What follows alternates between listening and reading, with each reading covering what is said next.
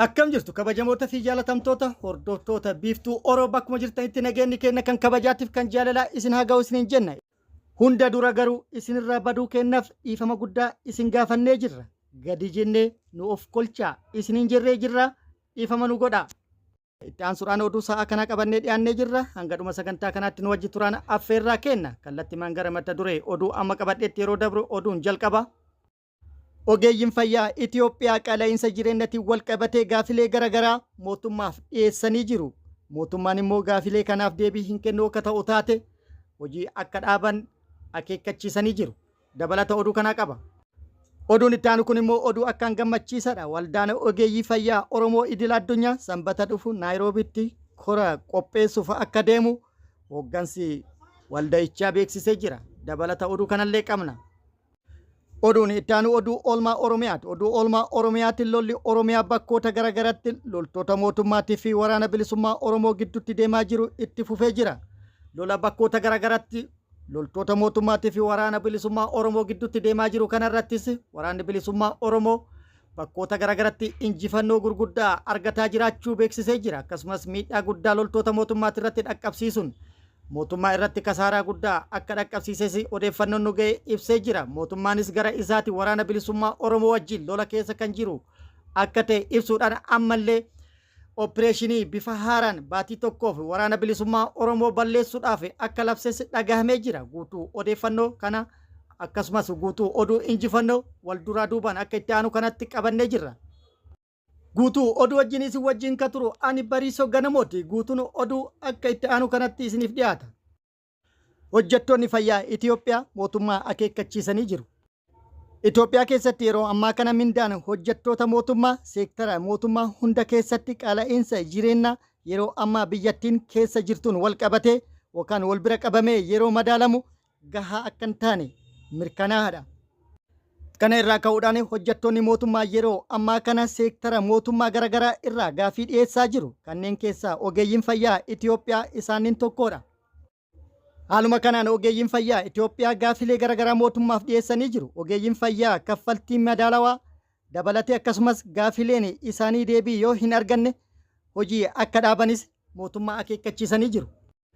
Haaluma kanaan ogeeyyiin fayyaa Itoophiyaa mindaa haqa qabeessa uwwisa inshuraansii fayyaa akkasumas faayidaa fooyya'aa gaafachuun miidiyaa hawaasaa irratti duula qindaawaa eegaluu isaanii beekamee jira.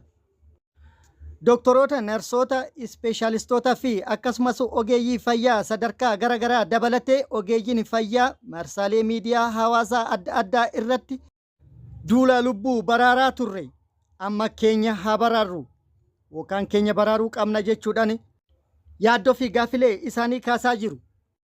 Haaluma kanaan ogeessi fayyaa tokko akka jedhetti hojjetaan fayyaa qaala'insa jireenyaaf saaxilamee jira. Wal'aansa ofillee dadhabee jira. Kadhachuutti dirqamee jira. Galiin ogeeyyii fayyaa dadhabaadha. Hojii isaaniitiin wal hin madaalu jechuudhaan yaada jiru ibsee jira. Walumaa galatti haalli jiru mindaa kaffalamuun wal hin madaalu. Kanaaf sagalee keenya dhageessisuudhaaf sochii eegallee jirra. Kanaaf dirqamnee jirra jechuudhaan yaada isaa ibsee jira. Sochii isaan jalqaban kanaaf mootummaan hanga ammaatti wanti jedhes hin jiru, yaadni kennes hin jiru.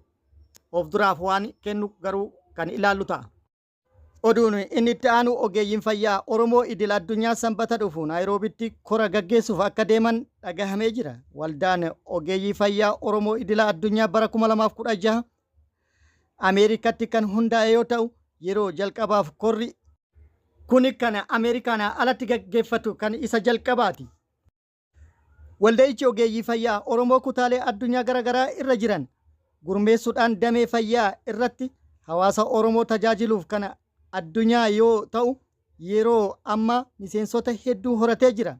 Tajaajila fayyaa hedduus kennuudhaan as gahee jira jechuudhaan dura taa'an walda'ichaa Dr. Ibrahim Ammee ibsanii jiru.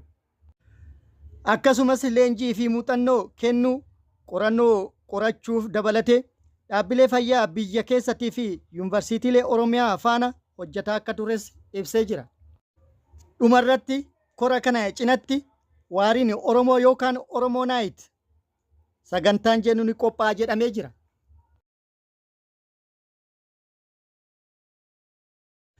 Oduun ittaanu oduu oolmaa Oromiyaati. Oduu oolmaa Oromiyaatti lolli Oromiyaa bakkoota garaagaraatti loltoota mootummaatii fi waraana bilisummaa Oromoo gidduutti deemaa jiru itti fufee jira.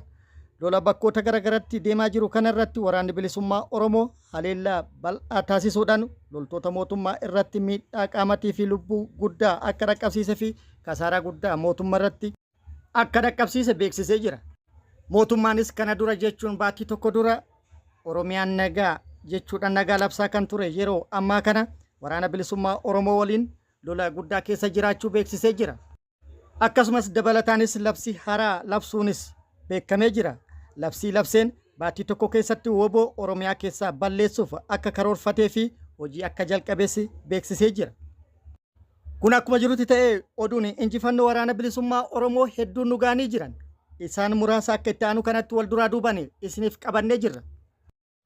Oduun injifannoo waraana bilisummaa Oromoo lixa Oromiyaa irraa nu geette lixa Oromiyaa Qeellam Wallaggaatti loltoota mootummaa irratti waraanni bilisummaa Oromoo haleellaa raawwateen milkaa'uu odeeffannoon achirraa nu ga'e ibsee jira. Eebila 7/2025 guyyaa kaleessaa jechuudha lixa Oromiyaa Qeellam Wallaggaa aanaa Sayyoo ganda Alaakuu Gaambii jedhamutti haleellaa loltoota mootummaa irratti raawwateen miidhaa guddaa loltoota mootummaa irratti dhaqqabsiisuun miidhaa lubbuu fi kan qaamaa hedduu irraan ga'u odeeffannoon nu ga'e ibsee jira. Haleellaa raawwate kanaan meeshaalee hedduus hiikkatee jira. AKM 47 rasaasa hedduu fi hidhannoo 4 kan hiikkate yoo ta'u haleellaa loltoota irratti raawwateen loltoota mootummaa hedduu addunyaa kanarraa godaansise hedduu madoodha adabee akkasumas kan harkaan qabees akka jiru odeeffannoon nu ga'e agarsiisee jira. Dabalata oduu kana yeroo itti aanutti qabannee kan dhufu ta'a. Akkasumas achuma lixa Oromiyaa Gimbii aanaa Haaruu ganda Duulee jedhamutti kaleessa Eebila 7/2025 galgalaan mooraa waraana mootummaatitti seenuun haleellaa loltoota mootummaa irratti raawwateen loltoota mootummaa hedduu akka miidhe odeeffannoon achirraa nu ga'e ibsee jira. Gara oduu injifannoo giddugala Oromiyaa irraa nu geettetti yeroo darbinu waraanni bilisummaa Oromoo giddugala Oromiyaa bakkoota garaagaratti haleellaa loltoota mootummaa irratti tibba kana fufteedhaan raawwataa jiruun injifannoo gurguddaa argatu odeeffannoon nu ga'e ibsee jira. Woboon giddugala Oromiyaa lixa Shaggaritti haleellaa loltoota mootummaa irratti raawwateen miidhaa guddaa dhaqqabsiisee jira.